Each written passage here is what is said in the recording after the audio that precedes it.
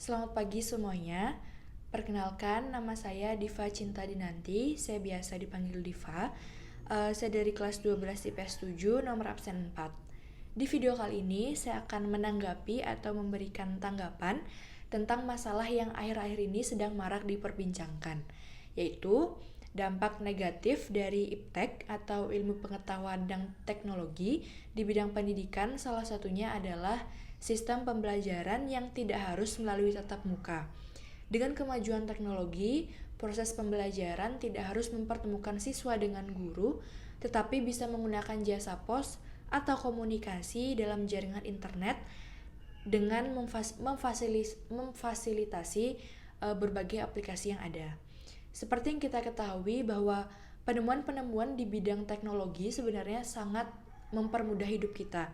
Tidak hanya di bidang pendidikan, namun di berbagai bidang kehidupan. Misalnya ekonomi, sosial budaya, dan lain-lain. Nah, hari ini saya akan menjelaskan sudut pandang saya tentang saya menjadi seorang murid, bagaimana tanggapan saya jikalau saya memposisikan diri saya menjadi seorang orang tua atau wali murid bagaimana, dan tentang bagaimana tanggapan saya ketika saya berada di dunia kerja atau industri. Nah, yang pertama saya akan membahas sudut pandang saya atau perspektif saya sebagai seorang murid sendiri. Nah, sebenarnya sudut pandang saya sebagai seorang murid sendiri itu mungkin dirasakan oleh banyak murid di luar sana. Yang saya rasakan adalah kurang efektif karena seperti yang kita ketahui, kemampuan setiap siswa itu berbeda-beda. Ada siswa yang cepat bisa menangkap materi, cepat bisa memahami materi, dan ada juga siswa yang dijelaskan berkali-kali baru memahami materi tersebut. Nah, itu juga akan memperlambat proses belajar mengajar. Nah, di samping itu, materi-materi pembelajaran khususnya kelas 12 pasti lebih sulit dan lebih padat, jadi kurang efektif menurut saya jika disampaikan hanya melalui tugas atau video conference. Nah, di samping itu ada juga faktor yang mempengaruhi, yaitu misalnya ada guru yang memberikan tugas kepada siswa. Nah, tugas tersebut tidak dipahami oleh siswa. Siswa akan bertanya langsung kepada guru yang bersangkutan. Namun, guru yang bersangkutan sangat lama meresponnya atau sangat lama menjawab pertanyaan dari siswa tersebut. Itu juga akan memperlambat proses pengerjaan kita atau proses kita belajar untuk mengerjakan tugas yang diberikan oleh guru yang bersangkutan. Nah, yang kedua, saya akan menjelaskan sudut pandang saya sebagai orang tua atau wali murid di rumah. Nah, jadi sebagian orang tua pun pasti akan merasa begini, siswa yang di rumah itu belajarnya lebih banyak membutuhkan kuota. Walaupun memang sudah ada subsidi dari sekolah atau dari pemerintah, namun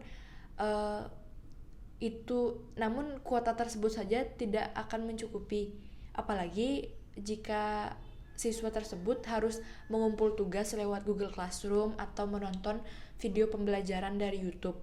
Nah, itu kan akan membutuhkan kuota yang lebih. Belum lagi jika guru meminta murid-murid melakukan video conference, itu pasti membutuhkan kuota yang tidak sedikit. Nah, apalagi jika bulan kemarin kuota dari sekolah, dari subsidi sekolah itu sudah dikurangi jumlahnya, jadi akan sangat tidak efektif untuk pembelajaran. Nah, di samping itu orang tua juga pasti merasa cemas dan merasa khawatir karena khususnya untuk orang tua yang memiliki anak sekolah yang lagi di kelas 12. Orang tua merasa takut bahwa kita ini, anak-anak dia ini akan kurang paham dengan materi yang dijelaskan, sehingga akan memperlambat atau memperhambat proses pengerjaan ujian yang akan dilakukan untuk memasuki tahap perguruan tinggi. Nah, itu yang dari orang tua. Terus saya lanjut yang bagaimana saya jika di dunia kerja atau di dunia industri.